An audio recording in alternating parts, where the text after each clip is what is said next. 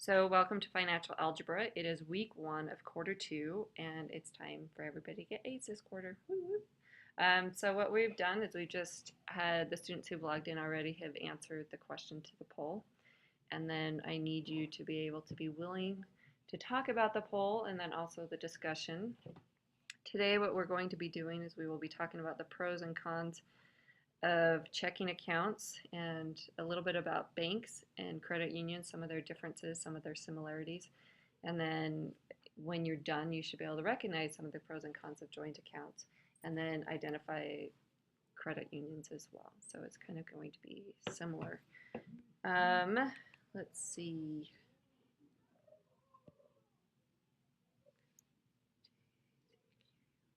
And I just got to double check something real quick. I'm 90% sure I entered that sucker in right.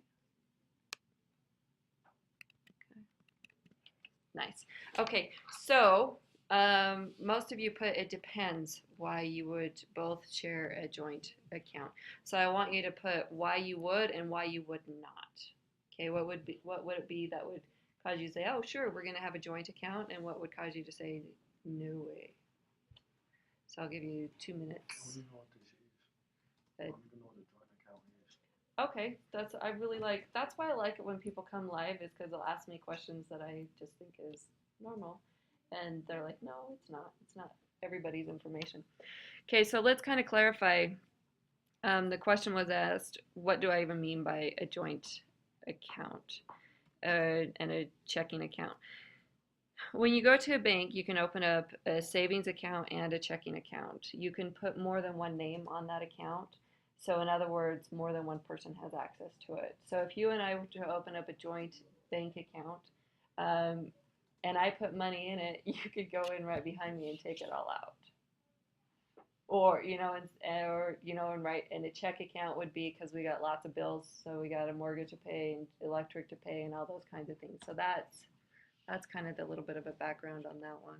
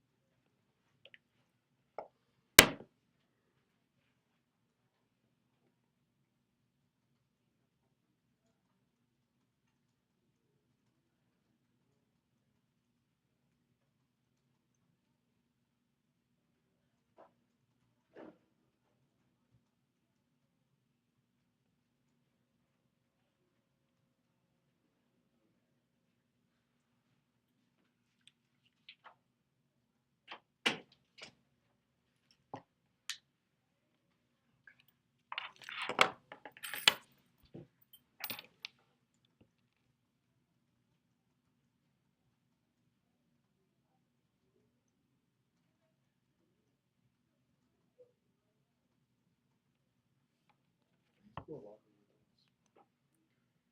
Log is a short one, and that works just fine. Like, rarely does somebody type out the word logarithm. Logarithth, yeah, I think. Okay.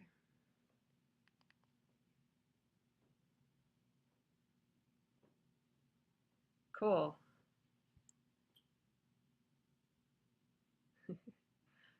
Okay, so I like James's answer.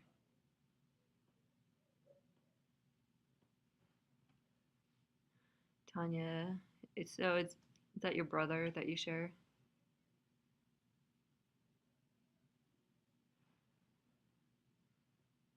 Okay, so Tanya currently has a joint account. I'm guessing some of you don't always have accounts anyway. Um, James, I agree with that. Miriam, yeah, so if you have irresponsible people and then responsible, that would change it. And Tay, okay, so Tay, it would depend on the commitment of that relationship. Yeah. Okay, so I like that too.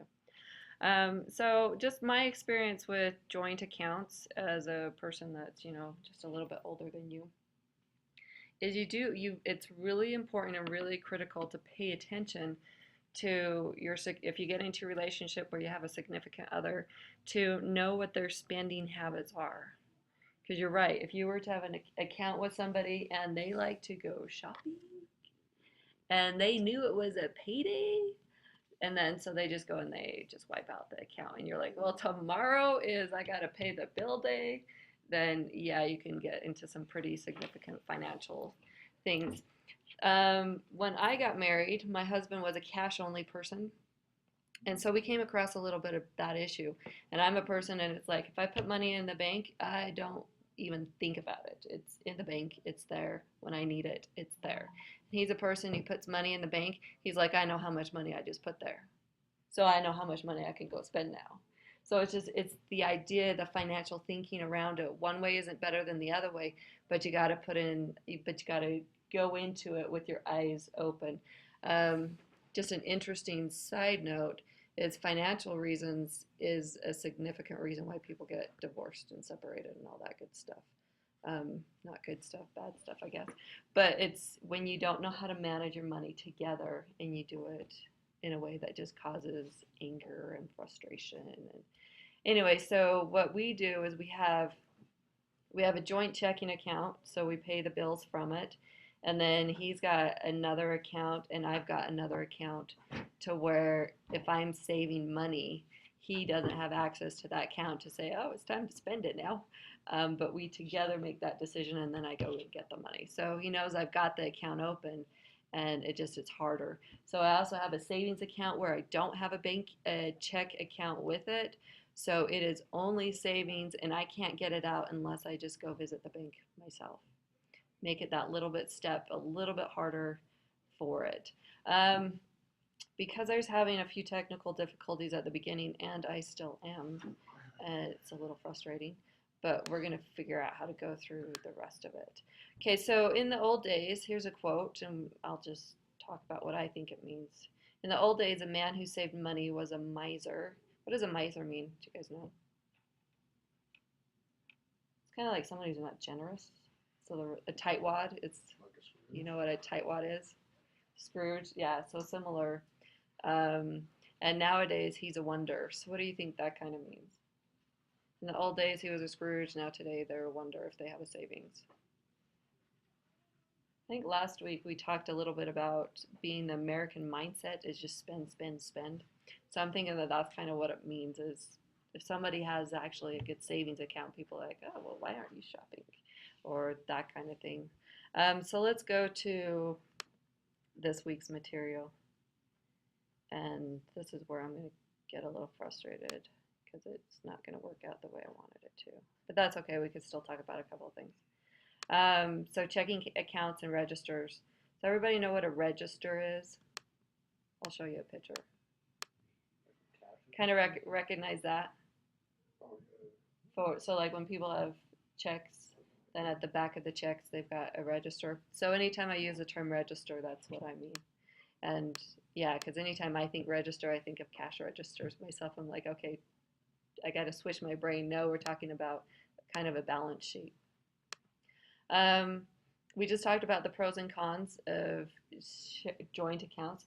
So my opinion, it's what's working for me at the moment was having a joint account where we put our money, so we get paid, we put our money in a local place where we pay our bills, we take a certain amount and we put them in our individual accounts.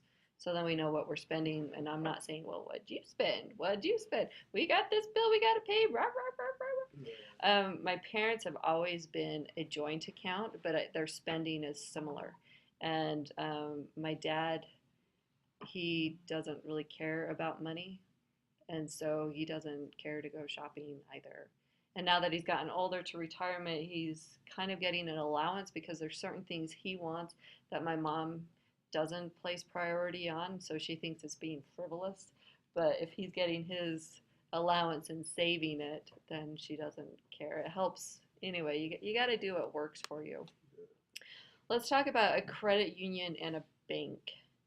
Um, Credit unions, I think I'm going to take over one of these boards. Me,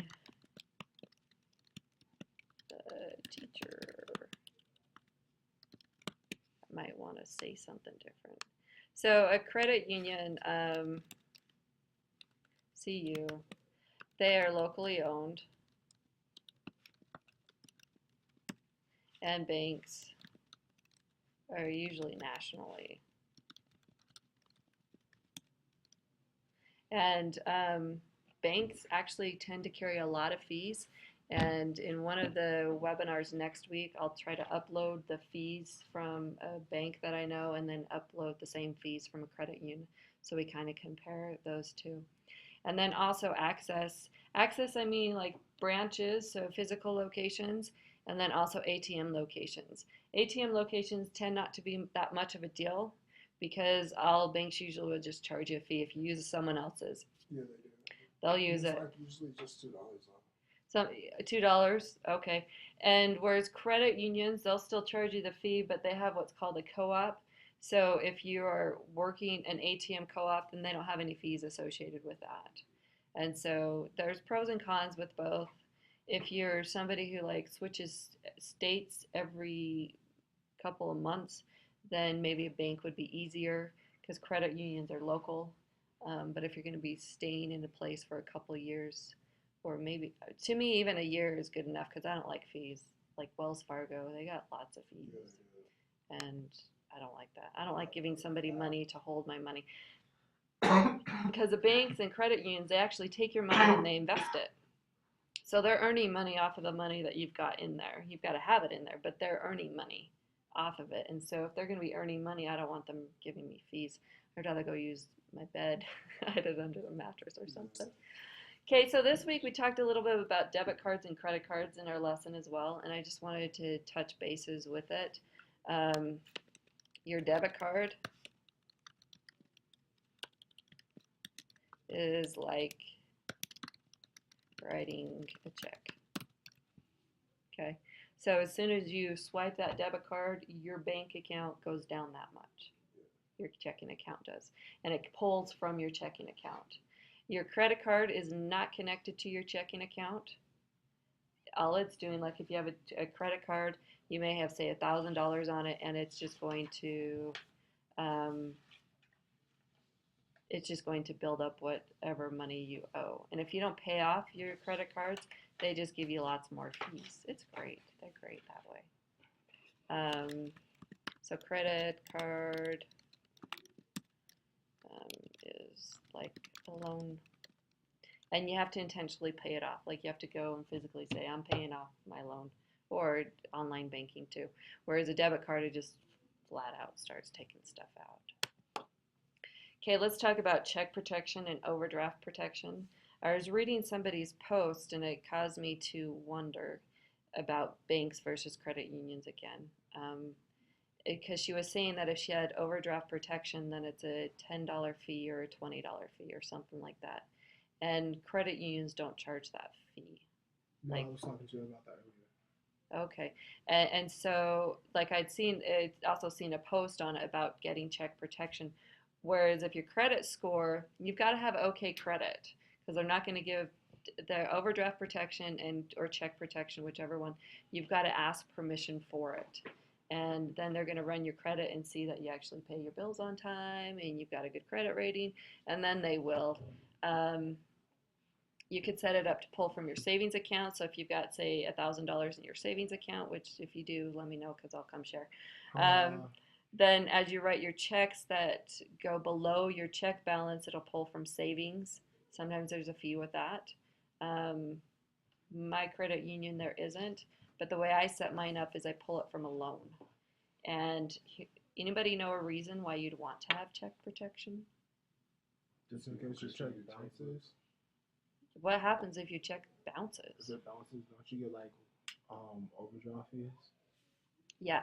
So if your check bounces, you get an overdraft fee from the bank, which goes anywhere from 25 to 35, which is the fees that I've seen. And then from the vendor. So like if you went to say King Supers and you wrote them a check for, I don't know, let's just say 50 bucks for groceries. Well, the bank, if they don't cover it, they give you a bounce check fee, which is $25. And then the person you went to the store for, they give you a fee because it was no good. So now the $50 purchase now has an extra $25 and an extra 35, 45, depending on what their fees are. And so now your groceries, instead of being 50 bucks, or 100 bucks. Wait, so it's just that no matter how much the check That's was for? if it was a $2 check, then it just turned into a $52 check or 62.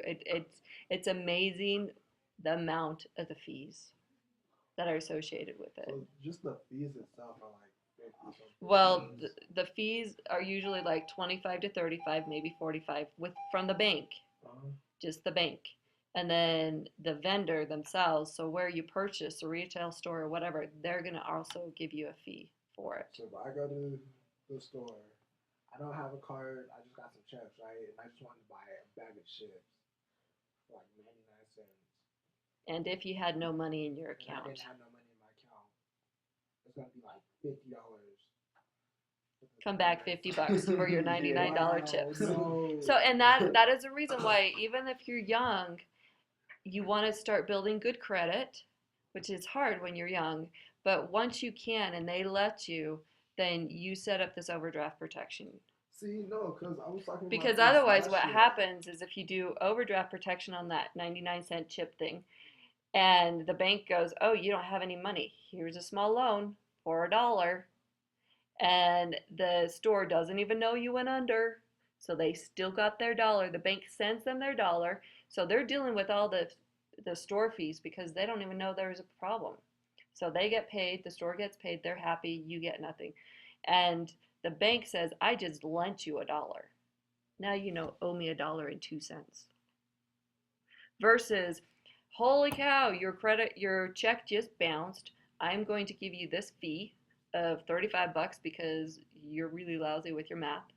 By the way, math is really important, right? And then the vendor or the retail store says, I want money for for you being a nuisance." And then you go on their do not accept checks from this person list. And they have one, I've seen them.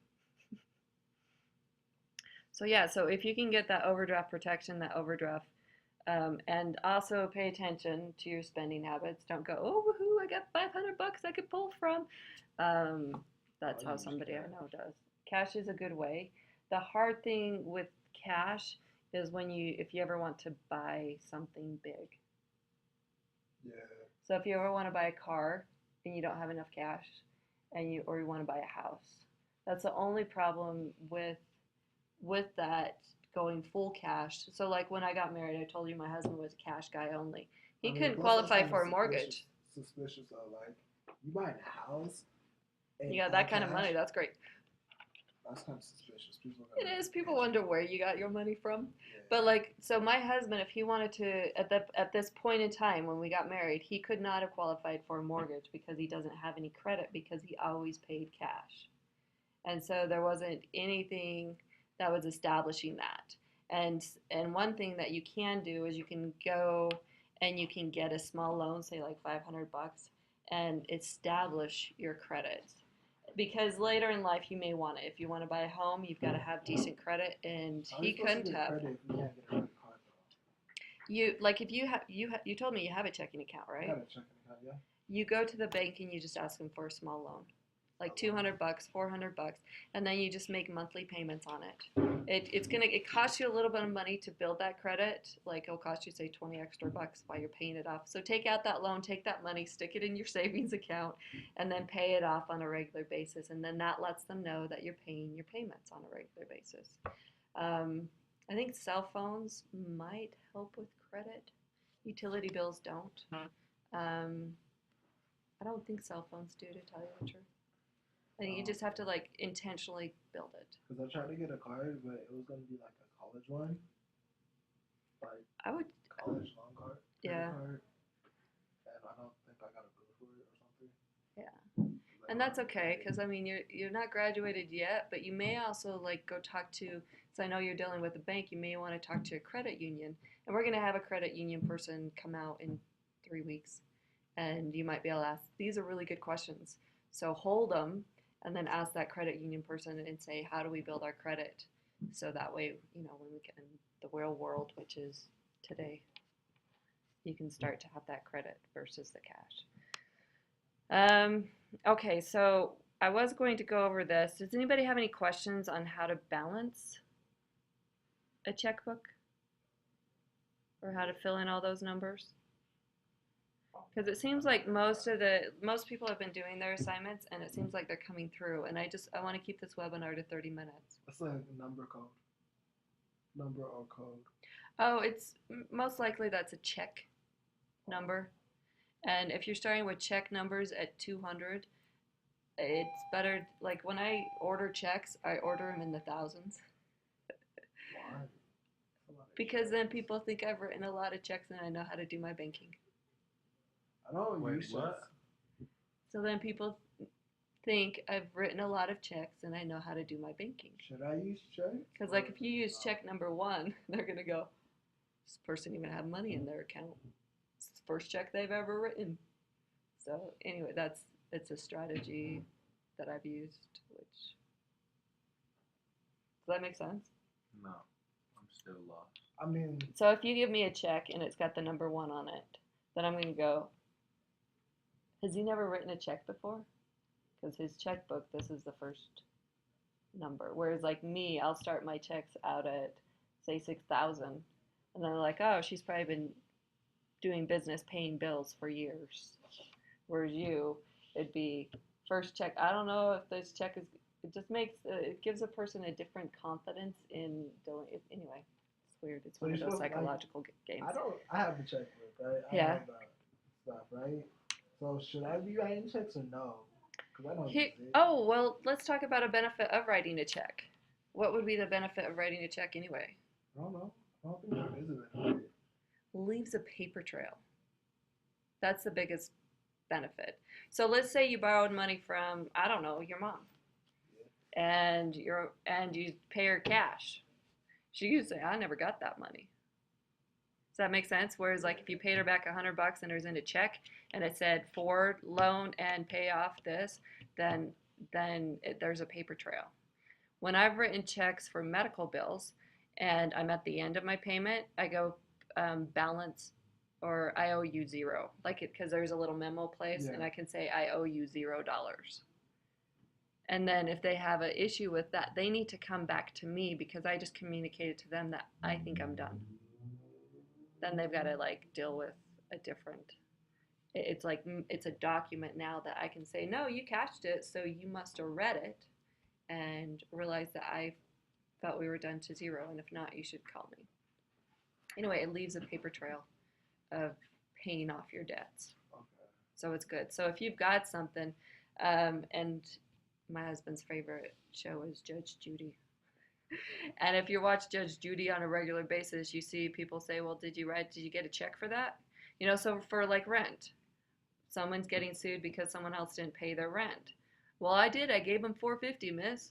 Are you sure? Well, where's your check? Where's it written in statement? Did you get a receipt? So if you don't write a check but you do cash, then get a receipt. If you're not doing receipts, a check acts as a paper trail. Because then you can also print them from the bank or whatever. So, anybody have any? But like, I use Wells Fargo, and I got the app where it says like everything I do. Like if I deposit 25 cents in the bank, I'll bring that up on the app as a deposit. Okay. If I gotta withdraw, if I went into the store, bought a new PlayStation, it'll say the name of the store and how much I spent. Yeah. So isn't that like the same So thing? that's kind of leaving a paper trail as well. Yeah. So you're using your debit card instead of a credit card or a check. Is that what you're saying? Yeah. Okay. Because using that, I avoid fees. Yeah. Yeah. Okay, does anybody have any questions for me? I just said the webinar is 30 minutes. Do you want me, and my thing isn't working. Getting really frustrated.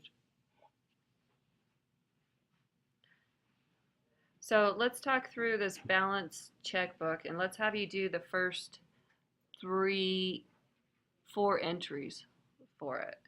So just wipe out your talking part and do the first 4 entries, and when you're done with that, you're done with the webinar, unless you've got questions. Do what? The first 4 entries on that balance checkbook. So we started with the balance of, you can read it, right? 142, 60. So then I'll kind of do an example. I'm in student 3. So line 2 or line 1 would be, you'd put a negative 85.30, right? And remember, we're dealing with money, so we want dollars and cents as well. And then after that, what would be your balance once you subtracted those two?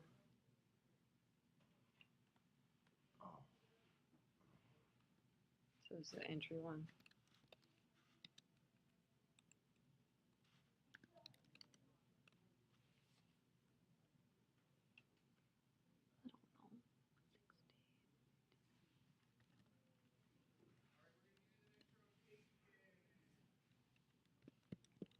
$57.30.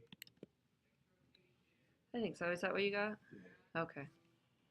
So you kind of see what I'm looking for. So I just want the first 4 entries. And then if you get frustrated with that Excel stuff, give me a call, and then I can connect with you and show you how to do it all.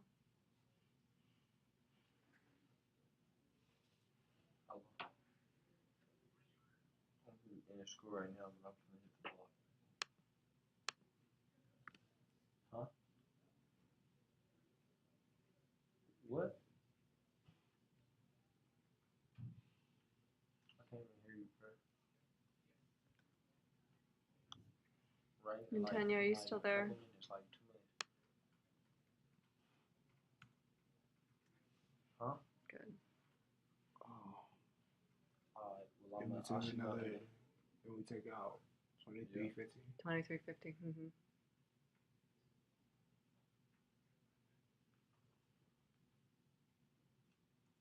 Good job, Miriam. And so then you're done. And then, like, if you went to that next step, you'd be adding 864.70.